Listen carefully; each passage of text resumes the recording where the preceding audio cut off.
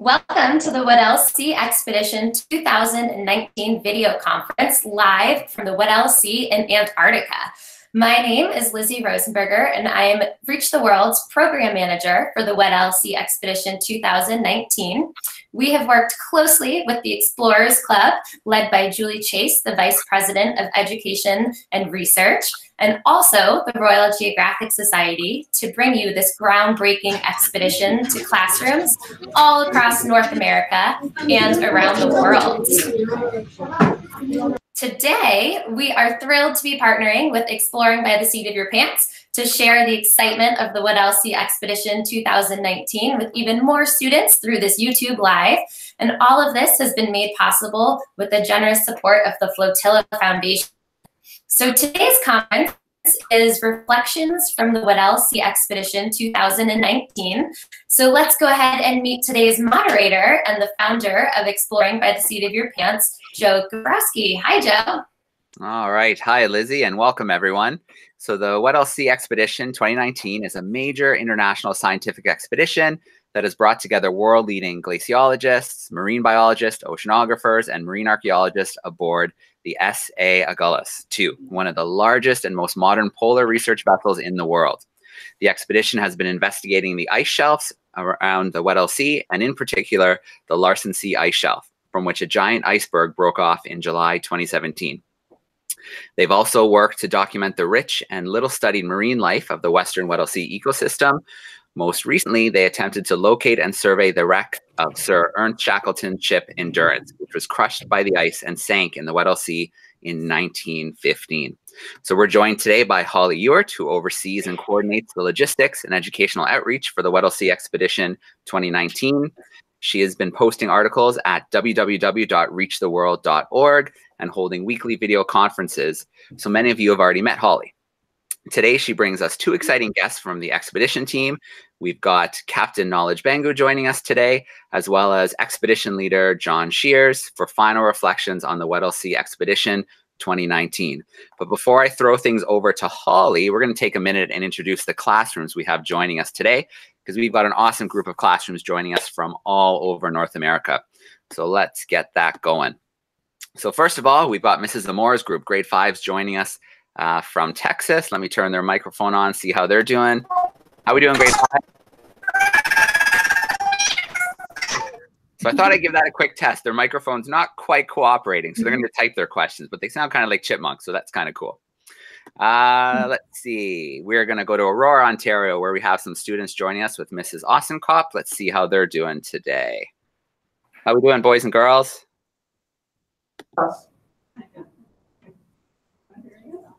All right, there they are. Moving on to our next group, we've got a group of students with Mrs. Russett joining us from Arn Prior here in Ontario, Canada. Let's turn their microphone on. How we doing, boys and girls?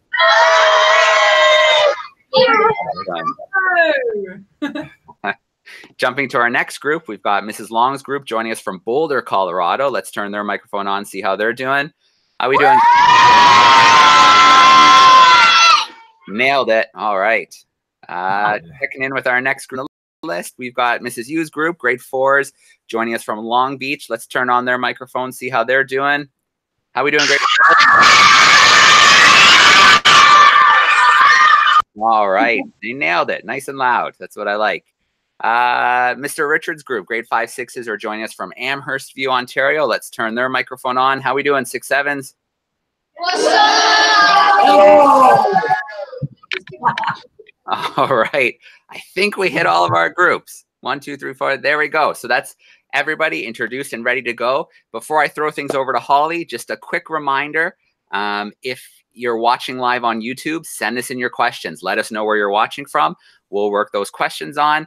But Holly, John, and Knowledge, let's let you guys take over for a little bit. Great. Thank you very much, Joe. And hello from Antarctica. We are currently making our way back to Penguin Bukta. This has been a phenomenal expedition. It's been a 45-day long expedition that has entailed a lot of ice breaking, a lot of scientific research, a lot of loss and recovery of equipment. But we've really come together as a group and worked to have success on this expedition. Today we are joined by two very important people who have taken the time out of their very busy schedules to be with us all.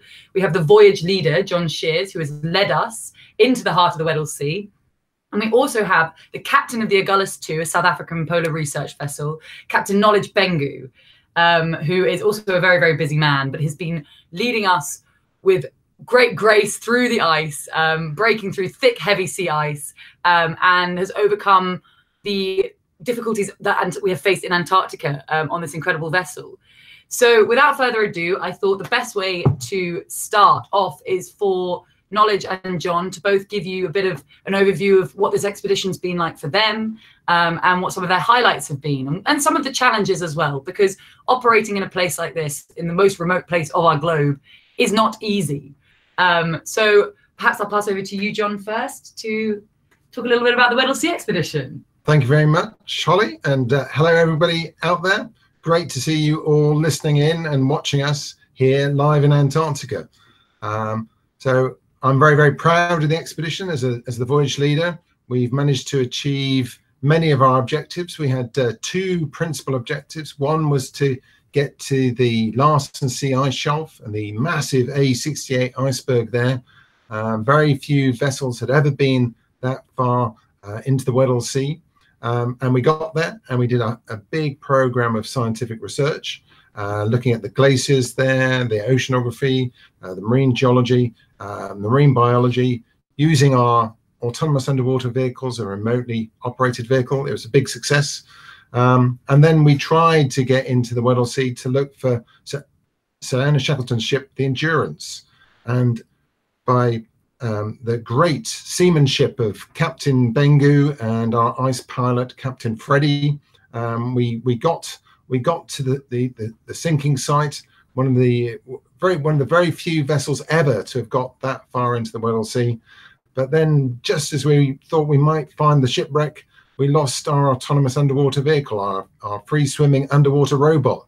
It was a desperately sad, disappointing time for us all. But we couldn't stay searching for very long because the sea ice is freezing, winter is coming to Antarctica, so we had to make a hasty exit, and we're now on our last leg into Penguin Bukta, where most of the expedition team will fly home. But we've still got a major part of the expedition still to go, to get everyone off the ship, off onto the ice, and then to fly back to Cape Town. But hopefully by the weekend, 21st, 22nd of February, all of the expedition will be back in Cape Town, and we'll have finished. So it's been a great experience. In over 30 years of polar expeditions, I've never had quite such a dramatic expedition as this one. We're rather hoping that we might come back maybe next year or the year after, and certainly we would want to use the SA Agulhas II as our expedition ship. She's the best polar research ship in the world. Yeah. And I know that because I've sailed on her, and I'm very fortunate to have been able to do that. So I've had a fantastic time. I'm sad it's coming to an end, but I want to get home, see my family, and we have to let the ship get on with its job. And it's still got some more important research to do. Other researchers need the ship to be able to do their research work. So we'll be off in a few days' time, but after a fantastic adventure. An adventure it has been, led by our captain, Knowledge Bengu. Yeah, hi everyone.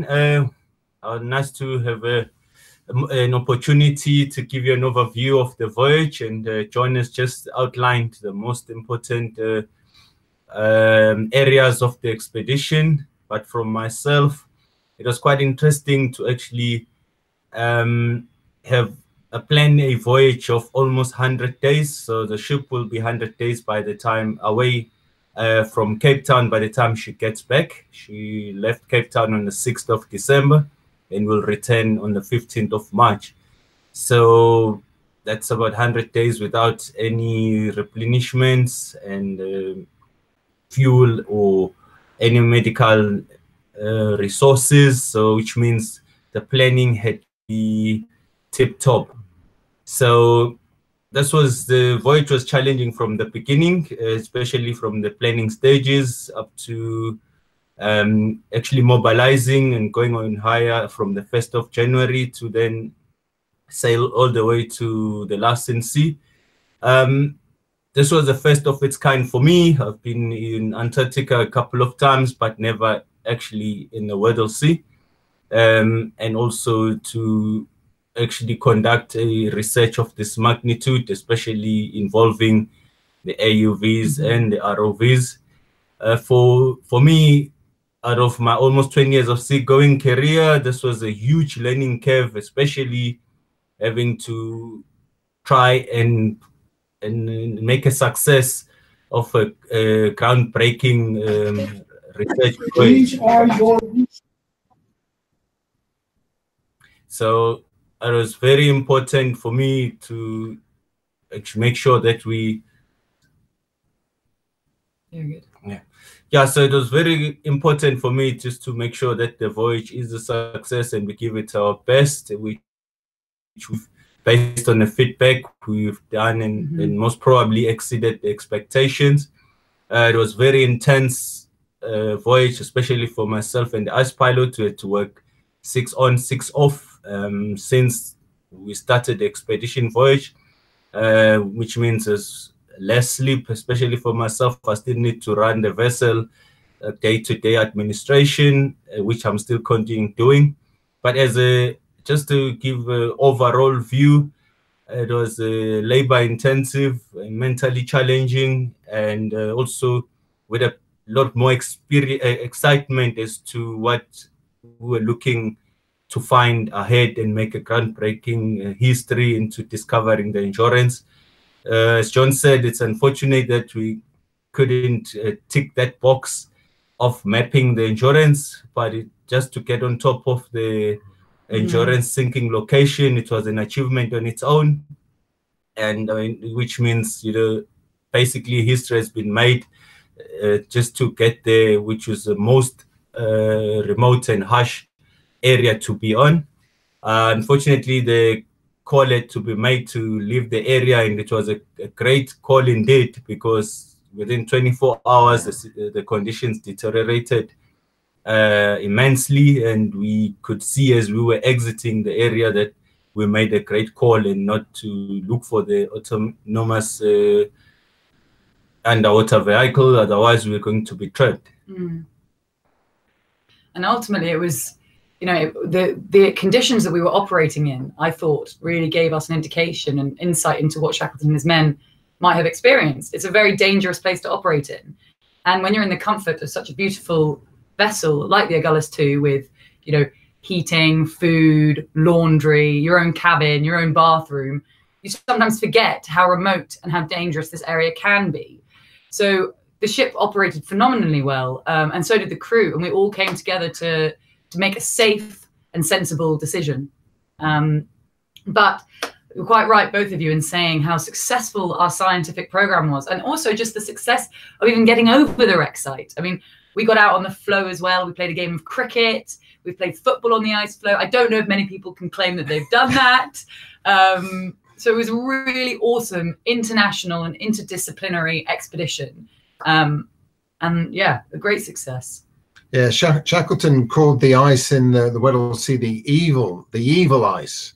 And certainly we experienced some of that. It was, even for this vessel, with all the modern technology that we have now, we had to use all the resources. We had all 4 ships' engines going absolutely full blast to try and crash through the ice. We used satellite remote sensing images to help us guide us past all the big ice flows.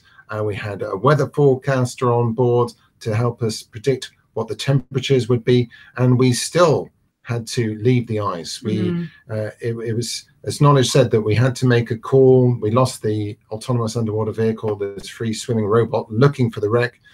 We spent 48 hours looking for it, but then we realized that the sea was actually freezing all around us, just as it had for Shackleton's Endurance over 100 years ago. And we can't fight, even today, with a big ship like this, we can't fight the ice. So we had to retreat and get out of there, which is what we've done. And now we're safely on our way back to Penguin Bukta on the Fimbul ice shelf, where we'll finish the expedition. But it was a real lesson that sometimes you can't beat the forces of nature. Yeah, absolutely. And we also have a huge adventure coming our way, not just the Agulhas 2. I mean, they're going on to South Georgia to go see this grave of Shackleton, and they've got other researchers coming on to do some science. But we as well, the expedition team, have a really exciting journey on the way home. We are getting a helicopter. We're then getting a Basler flight, then another jet to Cape Town. So the adventure is not over yet. it's ongoing. It's ongoing. So yeah. Yeah, we had to use traditional techniques to free the vessel, where we lift a isotainer full of Jet A1 and we swing it with our 35-ton crane, and so that we force the vessel to rock as we are backing and ramming. So that's old trick in the book. So we got nipped in ice, and the tide played a huge role, especially on low tide. It was difficult to navigate. So at some point we needed to wait until the tide starts flooding, and then it's amazing the difference the tide made in terms of ice navigation in the Weddell Sea. That's a lesson I learned that I didn't know, that I had to rely on tide to actually make any decision, and it became part of the operational decision making. And one of the biggest surprises for me was when we went deep into the Weddell Sea to try and find the wreck of the Endurance. I thought there wouldn't be any wildlife there, that it would just be ice and more ice. But we were astounded by the number of seals that came up to the ship. I think because we'd broken the ice, and it was a nice area of open water for them. But sometimes around the ship, over the Endurance wreck site, we would have maybe 200, 300 crab-eater seals all around us. We have a moon pool in the ship, so we can open up the bottom of the ship's hull to deploy some of our scientific instruments. And we even had seals popping up through the moon pool. Really surprising. We'd never expected anything like that. These seals were really inquisitive, wanted to find out what on earth was going on, what on earth this big red thing was sailing near to them. And they were very, very inquisitive, would always be coming up and swimming around the vessel. So we'd have the seals, but then we would also sometimes also have emperor penguins swimming around us, which are fantastic. They're the biggest penguins in Antarctica. They're about a meter high. Fantastic creatures to see. Often very tame and inquisitive. In fact, when we were playing the cricket match, we had an emperor penguin come up to look at the cricket. But we abandoned the cricket game because everyone wanted to take pictures of the penguin rather than playing cricket anymore. So that was really amazing, seeing such an inquisitive penguin coming up and seeing what we were doing.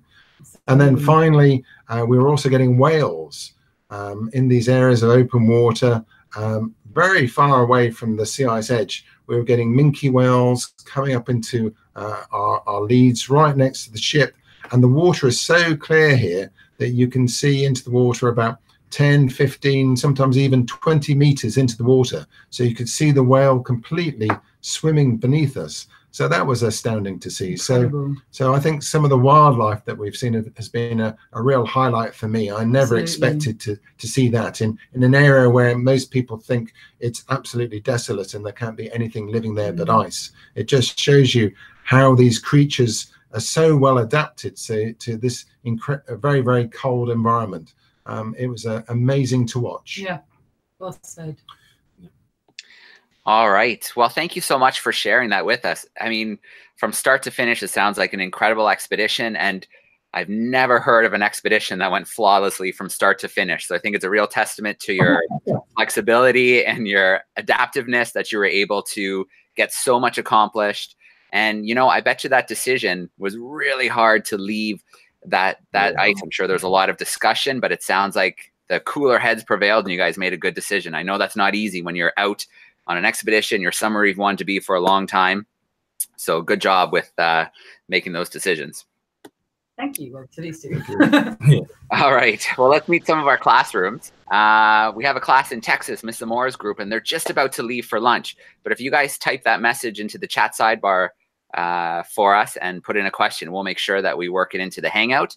And actually, I want to do a couple quick live shout outs to some of our classrooms and groups who are tuning in live on YouTube. So I've got a group in British Columbia, Canada. We've got Miss Tinkham's class in Peacham, Vermont joining us. Miss Mesk's group is joining us in Brooklyn, New York. So we have lots of groups joining us online. Send those questions in and we'll make sure that we work some of them in. But for now, let's meet some of our live classrooms. So let's start off. Let's go to Mrs. Russett's grade 5s joining us from Arnprior here in Canada. Let's turn their microphone on. How are you doing, boys and girls? You ready? How thick was the ice? That's one for you, knowledge. Captain? It's quite variable, but especially towards the sinking location, we had about 3 to 4 meter thick ice at times, sometimes more. So it depends on the type of ice flow that you're breaking. Yeah, very thick. And so the ship, it can handle, what's the max thickness that the ship can handle? Well, the ship is designed to actually break 1 meter thick ice at 5 knots. However, we've managed to break sometimes 7 meter thick ice. It all depends how much water you have to displace the ice after you've broken it. So when you're steaming, you could break 1 meter thick ice at 5 knots. But when you're backing and ramming, then that's when you then break the ice and you go astern and break it. So you can break actually much more thicker ice than a standard design specification. There we go, pushing the ship to the limits. If that is an exploration, I don't know what is. Yeah. Beyond the limits, I think, sometimes. Fair enough. Our group, Mrs. Zamora's group in Texas, they sent in a question. They're wondering about the weather today. What are things like on the Weddell Sea? Well, we've just come through a very, very big storm.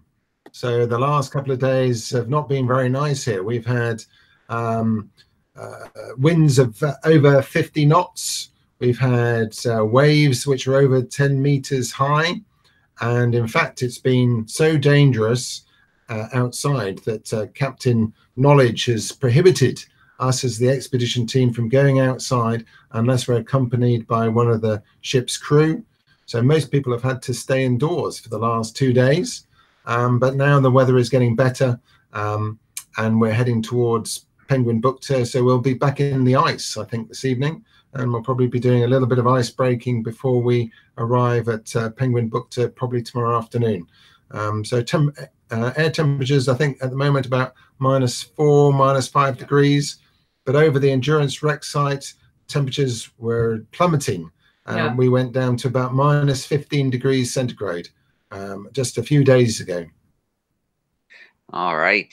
Well, let's jump to another classroom and steal a question. Let's go this time. Let's go to Mrs. Long's group in Boulder, Colorado. Let's get their microphone turned on. All right, we're ready.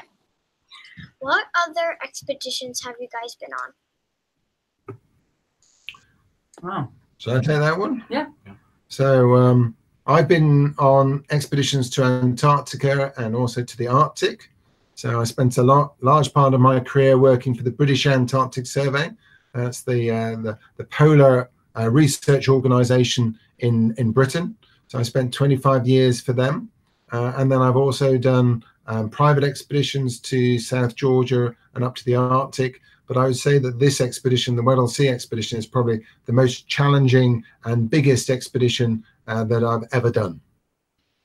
We actually have something quite exciting about our voyage leader. Sorry, John.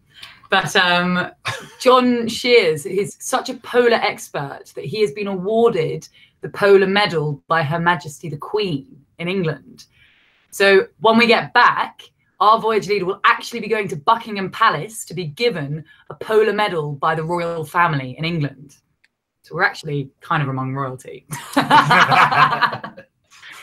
That is pretty impressive. I was in the UK not too long ago and they wouldn't even let me pass the gate. So that's pretty impressive that you get to go right in for an award. Pretty awesome. Very cool. Well, congratulations. And we'll get the classrooms to do a big cheer at the end for that, I think, for sure. Mrs. Hughes group in Long Beach, grade 4s. Let's get your microphone turned on and let's steal a question. We are ready. Hi, my student has a question. Nice and loud. Nice and loud. Are there more people on the ship besides you 3 people? Yeah, a lot more. That's one for you, Knowledge. All right, we are 84 people on board. That includes expedition members and the ship's crew. So currently we are 84 people on board, including myself. But the ship carries 150 people, including myself. Yes, full ship. All right. And we're from, and the nationalities, we have very many different nationalities. So Holly and I are British, Knowledge South African, but we have Americans on board, Norwegians, French. We even have one Russian scientist with us. Yeah. I think we have about 7 or 8 different nationalities. So it's very much an international expedition that we're running. So I'm just thinking of that many people on board and the length of time that you were out on expedition. And I'm thinking back to an expedition I was on. It was only 2 weeks with 40 people, but we had to load all the food. And I remember what that was like. I can only imagine how much supplies you had to load for this expedition. Yeah, no, we're still expecting more fresh produce to be flown in the next few days. So that's just to top up. So because I'm still expecting to receive about 91 passengers, which that's in addition to the 44 crew. So that's another over 130 odd people that I would have on my way back to Cape Town. So, and the only thing that I truly require that also will make the ship much exciting for the people who are coming in is to have fresh produce, which we're all looking forward to because we ran out of that. We only have apples, and I took apples on the first week of December, and that's the only fruit I still have on board. Yeah. So when we fly out in a couple of days' time, the aircraft that comes in to collect us will be bringing fresh fruit and vegetables and salad to the ship here, because they haven't been able to have those sorts of foods since Christmas. So it's part of our parting gift to the ship to say thank you very much, is that we'll give them some fresh fruit and vegetables before we go. But having said that, I mean, we still get incredible food on board the vessel. We have, you know, at least a meat dish and carbohydrates and some kind of vegetables that have been preserved. And we get a full 3 meals a day, very big meals. So we're all very well fed. It's amazing how the Agulhas 2 has fed us all, actually. And also the way that they work in the kitchens. If you can imagine, I was just talking just a few minutes ago about this massive storm that we've been in with these huge 10, 15 meter waves.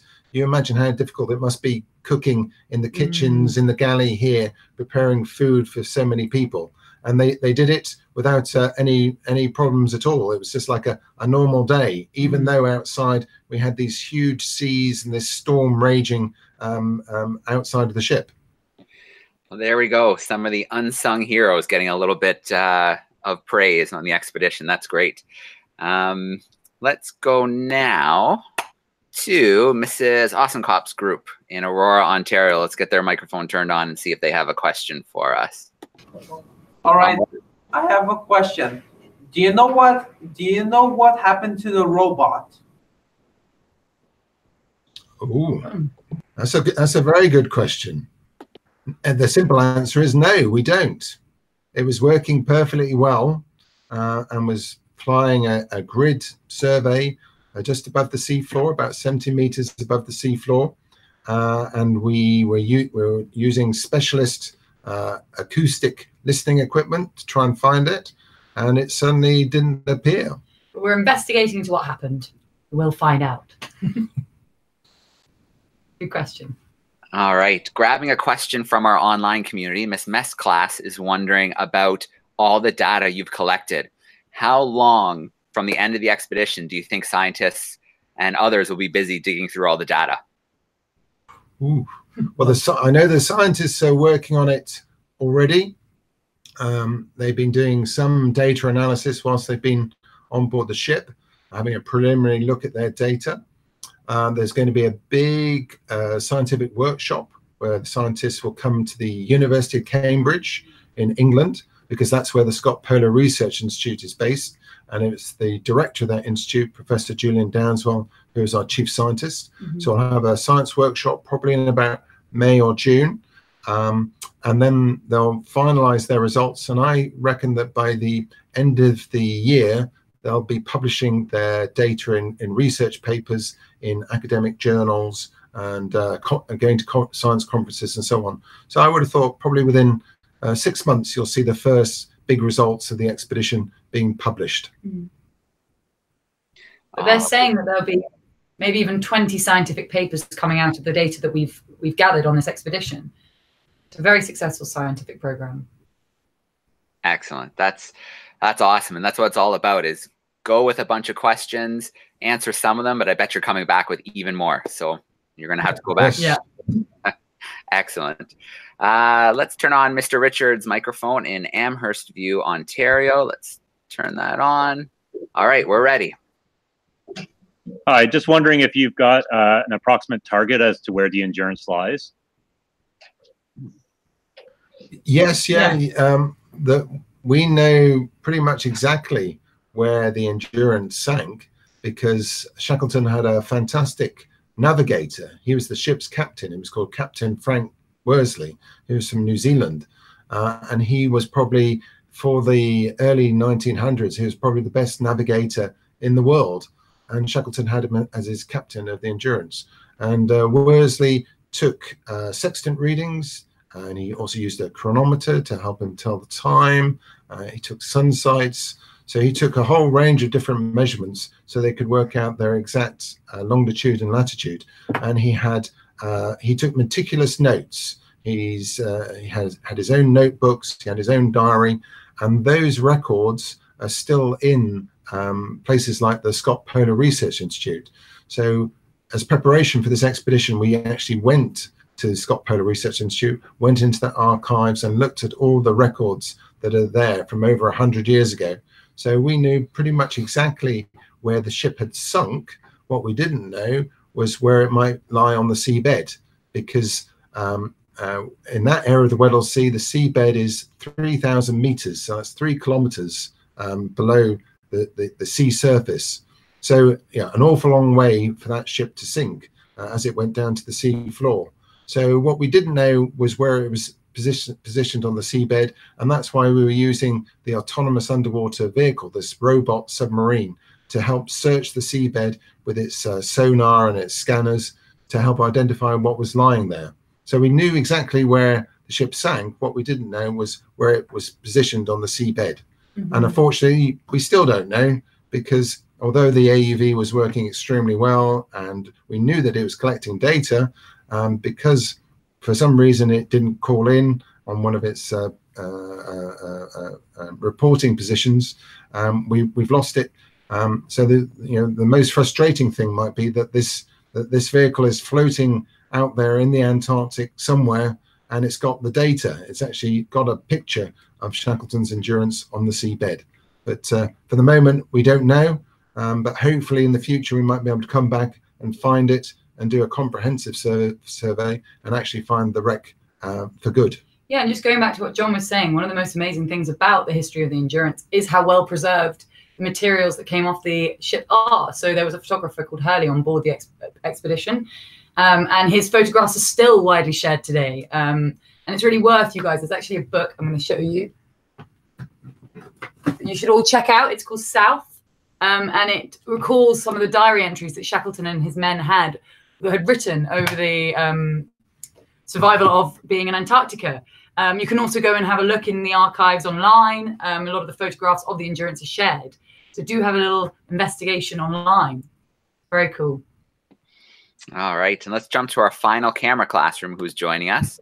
Mr. Bickle's got a group of students with him in New Jersey. Let's see if we can get their microphone turned on. So Mr. Bickle, we're a full house today, so you're just off my screen. If you don't mind unmuting for me, and then say hi and go ahead with your question. Okay, go ahead. All right, we gotcha. Is there like a lot of wind there, and how bad is the storm? Wind and storm. Yeah, we encountered the gale force winds in the last 2 days, and winds up to 55 knots, which is about 100 kilometers per hour. And also the swells were quite huge, about 10 to 12 meters high. So the ship was very uncomfortable, even though she's built for comfort, especially being a passenger ship and also a cargo ship. So, but she's more of a passenger ship than any other thing. But unfortunately, in the rough seas, you know, anything is possible, and you cannot guarantee comfort. All right. The winds were very good last night. When we were sleeping, you could hear everything in your cabin rattling side to side. And as you were sleeping, your body would be, my body was turning as I was sleeping. So it was very strong winds last night, but it's part of the adventure. All right. So I think we have time to maybe squeeze in one or two more questions. So back to our classrooms. Give me a big wave if I should come back to your classroom. I have a feeling we're going to see hands in every class, so this is going to be tough. But we'll do the best we can to pick maybe one classroom from Canada, one classroom from the US. So let's start off with Mrs. Russ's class and turn your microphone on. Did you see any jellyfish? Jellyfish. Well, we had, so with one of our underwater robots, we have something called a ROV, which is a remotely operated vehicle. And that goes down on a tether, so it's attached to the ship on a big winch. And it goes down with a camera. And as it goes down to the seabed, it takes videos, live stream videos, almost like what we're doing here, but to the sea floor. And when we were on those biology dives, we have an awesome group of marine biologists from the University of Oxford, Necton, on board the expedition. And as we were diving down, we saw some really interesting stuff that they're investigating. So I'm not sure about jellyfish, but we saw a lot of sea pigs. We saw some brittle stars. We even saw an octopus and some incredible deep sea coral. So part of what the scientists will be doing in post-expedition is investigating what actually lives underneath the seabed, what lives underneath the ice, what lives in the open water of the Weddell Sea at deep depth. It's a very good question, and one that the marine biologists will be looking into. Yeah, one of the most fascinating things that we saw was an ice fish. I'd never seen ice fish before, and they have antifreeze in their blood, so they don't freeze up. So that was fascinating seeing one of those. I hadn't seen an ice fish before, and I was also amazed to see octopus. I always thought octopuses would be in much warmer waters, but to see an octopus this far south in Antarctica, that was also quite special to see. Yeah, absolutely. All right. And you can actually have a look in one of our Reach the World calls we did with Lucy Weddell a few days ago, and we did another one with Bettina Frino. And you can actually check out online if you go onto the Reach the World website or on the YouTube channel. They give a full talk on what marine biology we've actually found, and you can actually see the first images of what lies underneath the waters of the Weddell Sea. So it's really worth checking that out. Very cool. Well, fingers crossed for some new species, because that would be just some icing on the cake. Yeah. And cool. Let's go to Mrs. Yu's class for a final question. If you guys have another one, I just turned your mic on. Yes, we do. Really loud, sweetheart. What specimens of whale did you find? Did you hear that question? What specimen of whale? So we saw a variety of different whales, different types of whales. We saw humpback whales. We saw minke whales. We also saw, well, I didn't, but our voyage leader saw some orcas, which was quite cool. So killer whales, which is pretty impressive. But we didn't take any specimens. Whales are protected, so we couldn't take any specimens of the whales. We were more interested in the deep sea marine biology. But yeah, it was very special for me to see the killer whales. Very few people saw them. It was only for perhaps 30 seconds, a maximum of a minute. And I'd come up to the bridge of the ship to talk to Captain Knowledge, and I just saw the fins.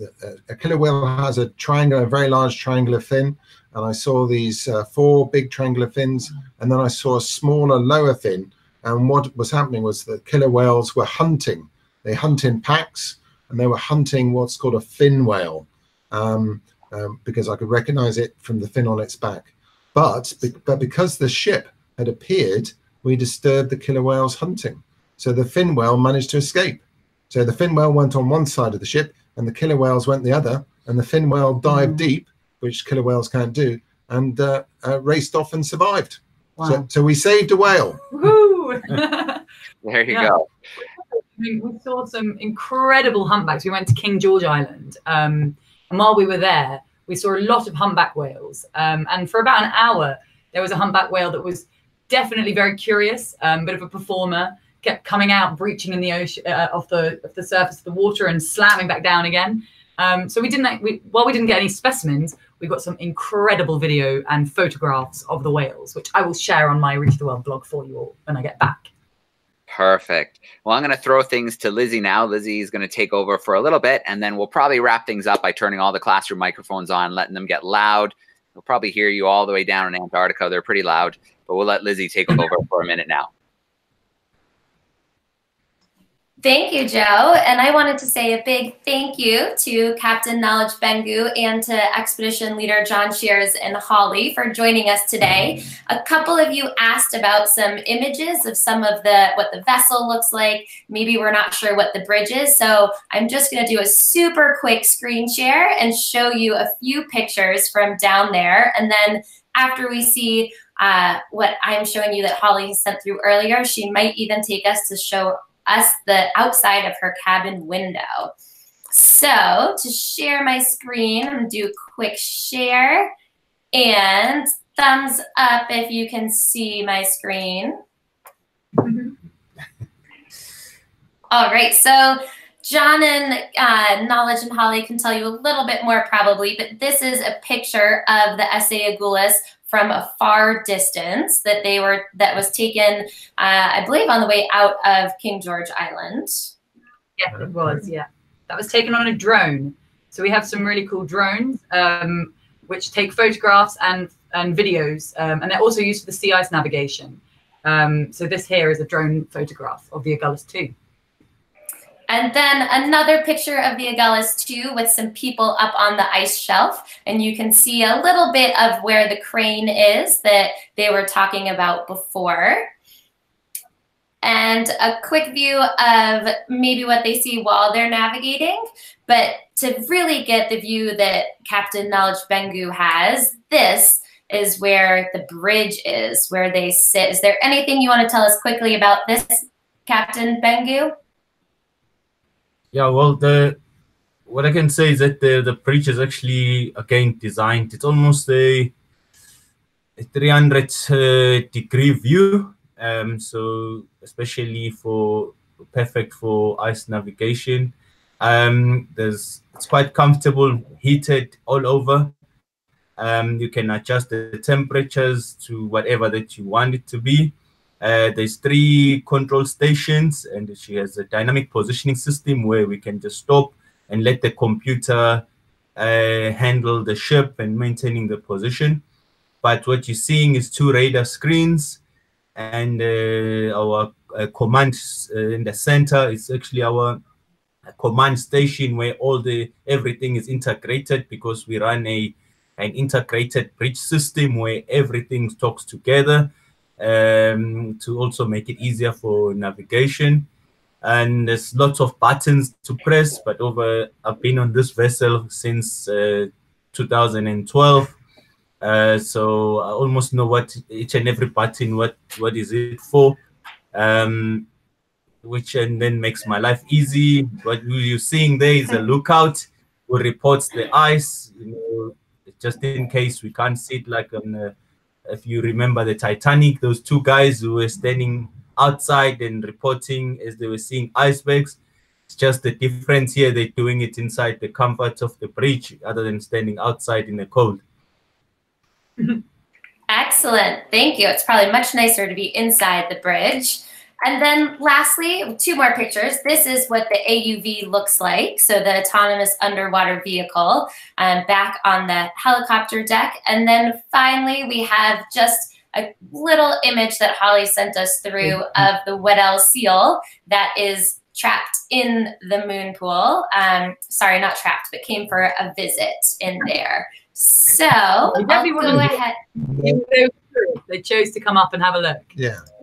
And they found it very easy. Yeah. You know, they're real acrobats underwater. They could swim up very easily, turn somersaults, have a look, and then just swim straight out again. Yeah.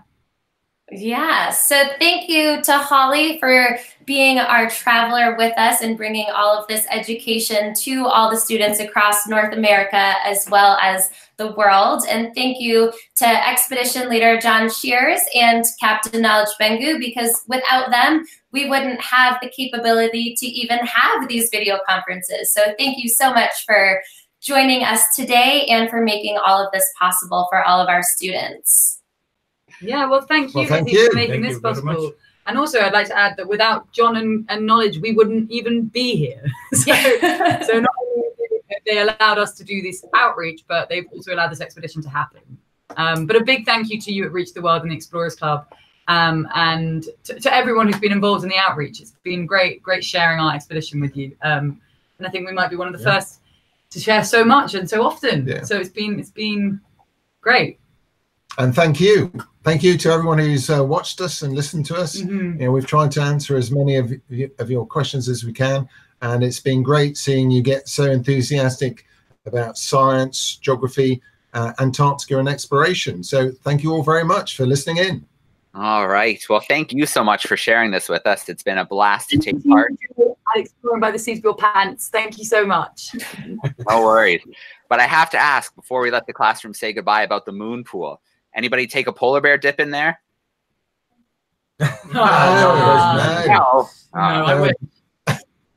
All right. Well, again, thank you so much, boys and girls. Your questions. Thank you so much to everybody online, everybody joining us via the video today. I'm going to turn the microphones on, and I want you to give a big cheer for John for his polar medal, a big cheer for Knowledge for an awesome, well done navigating the ship into the Weddell Sea. Huge cheer for Holly, and then, of course, a goodbye and thank you. So here we go. Microphones are coming on, everybody, nice and loud. All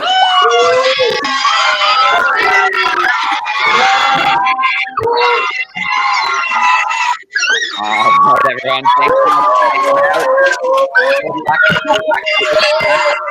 Thank you, Lizzie. And we are signing. Thanks, everyone. Bye.